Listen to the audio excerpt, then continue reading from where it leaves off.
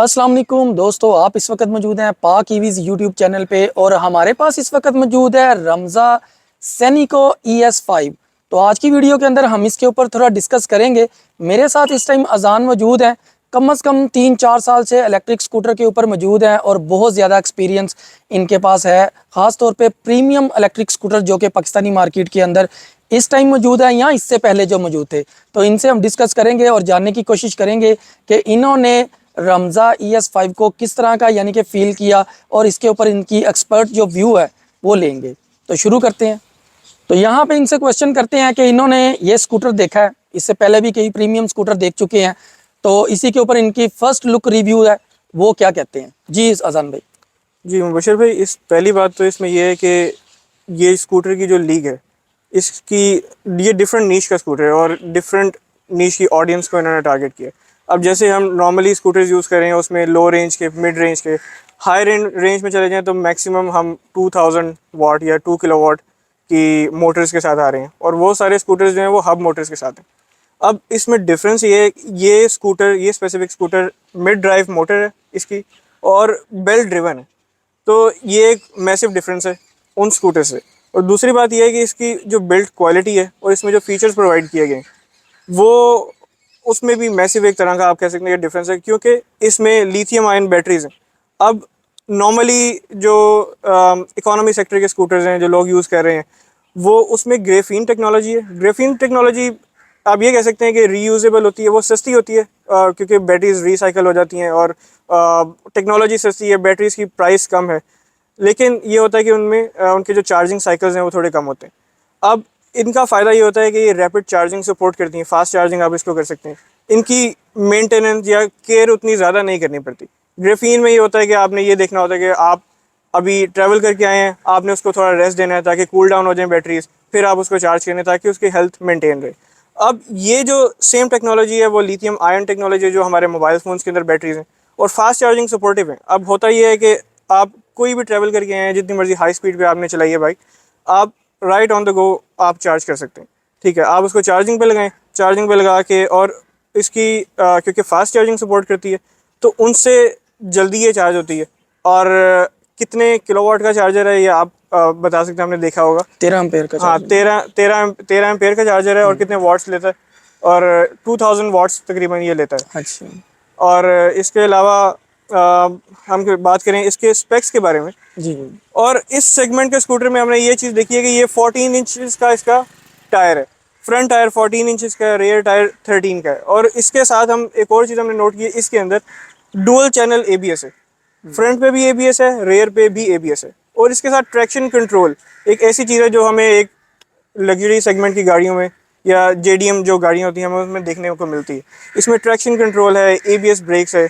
सबसे नई चीज़ एक मैंने नोट की है, इसमें डैश कैमरा भी मौजूद है। अब डैश कैमरा ये है कि इसमें लूप वाइज रिकॉर्डिंग भी होती है, इमरजेंसी ब्रेकिंग में भी रिकॉर्ड करता है, और एक और इसमें इसकी स्पेसिफिकेशन में या फीचर जो हम कह सकते हैं कि पार्किंग रिकॉर्डर वो भी है इसके अंदर। अब वो पार्किंग रिकॉर्डर क्या कर रहा है कि आप अगर अपने ऑफिस में बैठे हुए हैं और बाइक आपके पार्किंग लॉट में खड़ा है या बेसमेंट में खड़ा है, एक आपको नोटिफिकेशन आता है अपने फ़ोन पे कि आपकी बाइक को कोई छेड़ रहा है या कोई उसको टच कर रहा है, आप उसी वक्त कर ये सकते हैं, अपने मोबाइल ऐप पे जाएंगे और कैमरा से लाइव व्यू देख सकते हैं कि आपके स्कूटर के सराउंडिंग्स में क्या हो रहा है।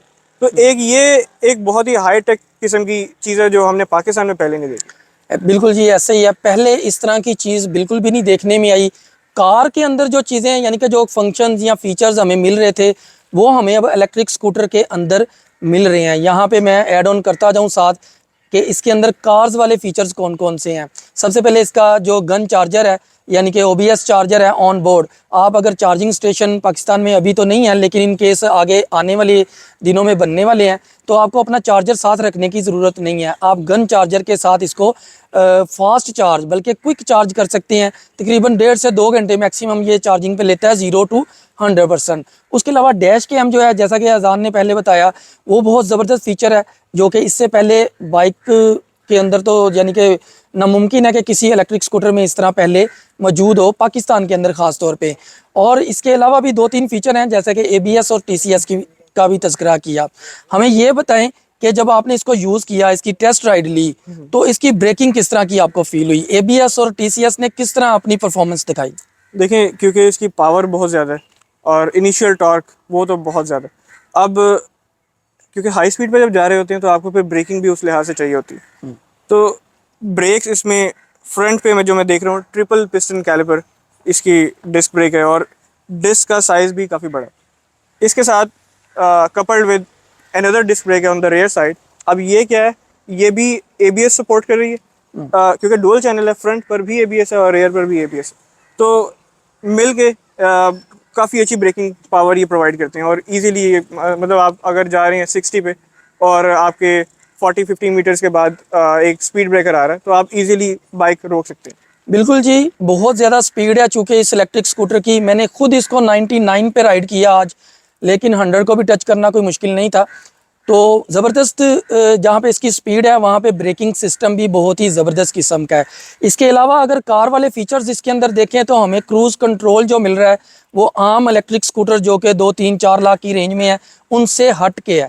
तो क्रूज़ कंट्रोल के बारे में थोड़ा पूछना चाहूँगा कि इसके अंदर कौन से वाला मौजूद है? अच्छा, क्रूज़ कंट्रोल के बारे में मैं आपको ये बताऊंगा कि मैंने जो अभी इसकी टेस्ट ड्राइव वगैरह ली है, इसमें आप कह सकते हैं सेमी अडेप्टिव किस्म का क्रूज़ कंट्रोल है। वो ऐसे है कि अगर मैं for suppose 60 kilometre per hour पे जा रहा हूँ और मैंने क्रूज़ एक्टिव कर दी है, अब मैं आगे कोई ऑब्स्टिकल देख रहा हूँ और मैंने खुद ब्रेकिंग की है।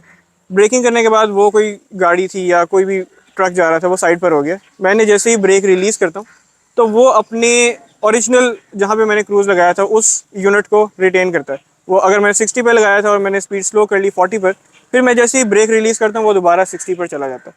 तो एक ये इसमें आप कह सकते हैं कि अडेप्टिवनेस है। यानी कि दो तरह से आप क्रूज सिर्फ इसके अंदर जो है उसको अनलॉक कर सकते हैं, या तो आप राइट साइड वाली ब्रेक को प्रेस करें या आप थ्रोटल को मूव करें, तो फिर आपका क्रूज जो है। अगर आप लेफ्ट साइड वाली ब्रेक का इस्तेमाल करते हैं तो वो वापस आने के बाद स्पीड दोबारा खुद ही अपनी ओरिजिनल जो कि क्रूज़ की हमने स्पीड सेट की है उसी के ऊपर दोबारा चला जाता है।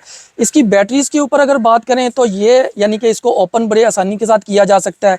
तो इसके ऊपर बताएं कि चूँकि ग्राफीन बैटरीज जो थी पाकिस्तान में मौजूद इस टाइम जो हम देख रहे थे उनको तो हम रिमूव नहीं कर सकते, तो ये कितनी सूटेबल हो सकती हैं ख़ास तौर पे उन लोगों के लिए जो कि फ्लैट सिस्टम में रहते हैं? बिल्कुल।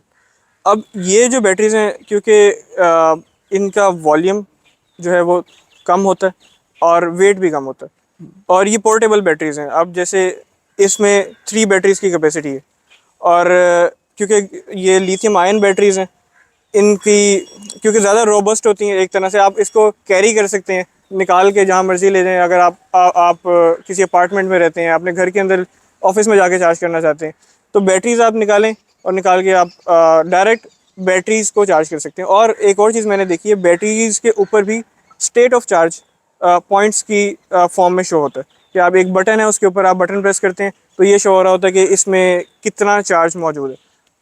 जी बिल्कुल, इस तरह की चीज़ें काफ़ी ज़बरदस्त किस्म की चीज़ें हैं। इसके अलावा हमने डैशबोर्ड के अंदर देखी हैं कुछ चीज़ें, मैं चाहूँगा अजान से कि वो बताएं कि इसके डैशबोर्ड के अंदर क्या क्या फंक्शन इन्होंने देखे हैं जो कि इससे पहले हम यानी कि नामुमकिन था कि हम किसी इलेक्ट्रिक स्कूटर के अंदर देख सकते। अच्छा, पहली बात यह है कि आप इसमें आपको एक ट्रिप मीटर मिलता है, और ट्रिप मीटर उस तरह का नहीं मिलता जो हम नॉर्मली यूज़ करते हैं।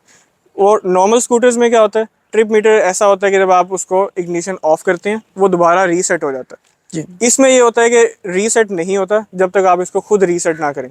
अब जैसे मैं देखना चाहता हूँ कि मैंने चार्ज किया और मैंने रेंज ट्रेवल कर लिया, मैंने कितने किलोमीटर्स ट्रेवल किया, और वो ट्रेवल एक दिन में नहीं होता, जाहिर सी बात है। अब वो ट्रेवल हो सकता है मैं 2-3 दिन में करूँ, और बीच में ड्यूरिंग मैं अब ये कर सकता हूँ कि मैं इसको बंद कर दूँ। रात को मैंने बंद कर दिया, अब ये हो सकता है, अब ये फ़ायदा ये है कि आप ये मॉनिटर कर सकते हैं कि मैंने कितना रेंज इसकी ट्रेवल किया है। और दूसरी बात ये है कि इसमें और काफ़ी ज़्यादा फीचर्स अवेलेबल हैं, क्योंकि ये एक TFT स्क्रीन है। नॉर्मल जो हमारे दूसरे स्कूटर्स होते हैं उनमें TFT स्क्रीन नहीं होती, वो एक डिजिटल डिस्प्ले होता है, और बैक एंड पे एक आप समझ लें कि जैसे डिजिटल क्लॉक होती है उस तरह के पीछे फिक्स वर्डिंग होती है। फिक्स वर्ड्स होते हैं, फिक्स उसमें डिजिट्स होते हैं एक्चुअली। तो इसमें यह है कि ये एक TFT डिस्प्ले है, और इसके साथ स्क्रीन मिररिंग भी हो जाती है फ़ोन की। अब मेरा फ़ोन है, मैं उसको मिरर करना चाहता हूँ, मेरी स्क्रीन इस पर मिरर हो जाएगी, मेरा गूगल मैप्स इस पे चल जाएगा। तो इसमें फ़ायदा ये है कि अगर आप कहीं जा रहे हैं, रादर देन कि आप यहाँ पर एक स्टैंड लगाएं और मोबाइल मोबाइल से अपने नेविगेशन करें। इसमें नेविगेशन की बिल्ट इन ऑप्शन अवेलेबल है। बिल्कुल जी, इस तरह के बहुत से फीचर्स हैं, बहुत से फंक्शंस हैं। एक दो दिन के अंदर इन फीचर्स को समझना मेरे लिए तो नामुमकिन था। हालांकि हम हर वक्त इलेक्ट्रिक स्कूटर के अंदर मौजूद हैं। कम से कम आपको 7 से 10 दिन लग सकते हैं इसके सारे फीचर्स को समझने के लिए। तो यहाँ पे अजान मौजूद थे, उन्होंने काफ़ी डिटेल में हमें बातें बताई। अच्छा, यहाँ पे कीलेस एंट्री जो इस यानी कि इलेक्ट्रिक स्कूटर में आई है, उसके ऊपर मैं थोड़ा पूछना चाहूँगा कि वो कैसी है, क्या वो पहले जैसी है जो कि इलेक्ट्रिक स्कूटर के अंदर हमें मिल रही थी, या कि इसका जो इसके फीचर्स हैं वो अलग हैं? जी मुबशिर भाई, अब मैंने इसमें देखा है कि ये स्पेसिफिक स्कूटर टोटली कीलेस है। नॉर्मल जो स्कूटर्स हम यूज़ करते हैं उनमें भी इस तरह का एक रिमोट होता है, बट वो होता ये है कि आप उसके पास जाएंगे, आपने डबल क्लिक एक बटन को करना होता है जिस पे वो ऑन हो जाता है। लेकिन फिर भी आप उसका हैंडल जो है वो अनलॉक नहीं कर सकते जब तक आप उसकी की उसके अंदर इंसर्ट ना करें। अब ये टोटली कीलेस है। अगर मैं एक 10 मीटर्स या 15 मीटर्स एक डिस्टेंस है उसमें मैं आऊँगा, कि अगर मेरी पॉकेट के अंदर है, मैंने सिर्फ एक बटन प्रेस करना है जैसे हम कार्स में करते हैं, ठीक है। अब बटन प्रेस करूँगा तो ये एक्टिव हो जाएगा, ये सेंस करेगा कि ये रिमोट इसके रेडियस के अंदर है। अगर तो वो है तो मैं इसको अनलॉक कर सकता हूँ, हैंडल भी अनलॉक कर लूँगा और मैं इसको स्टार्ट भी कर लूँगा। ये बहुत ही ज़बरदस्त किस्म का फ़ीचर है, जैसा कि कार्स के अंदर भी होता है। जैसे ही हम कार्स के पास आते हैं तो वो एक्टिव हो जाती हैं और हम उसके यानी कि डोर को ओपन करते हैं तो उसी टाइम सारा यानी कि कार जो है वो बिल्कुल स्टार्टिंग पोजीशन पे आ जाती है। सेम वही फीचर जो है, वही फंक्शन इस इलेक्ट्रिक के स्कूटर के अंदर भी मौजूद है। की को आप अपनी पॉकेट में रखेंगे, आपको ज़रूरत नहीं है कि की के ऊपर से कोई बटन को प्रेस करें या उसकी जो चाबी है उसको किसी जगह पे लगाएं हैंडल लॉक के लिए भी, या उसको स्टार्ट करने के लिए भी बिल्कुल ज़रूरत नहीं है। आपको उसके पॉकेट के अंदर ही पड़े पड़े जो स्कूटर है वो एक्टिव हो जाएगा और आप उसे यूज़ कर सकते हैं। तो उम्मीद है आपको वीडियो पसंद आई होगी। वीडियो पसंद आए तो वीडियो को लाइक और चैनल को सब्सक्राइब ज़रूर कीजिएगा। अल्लाह हाफिज़।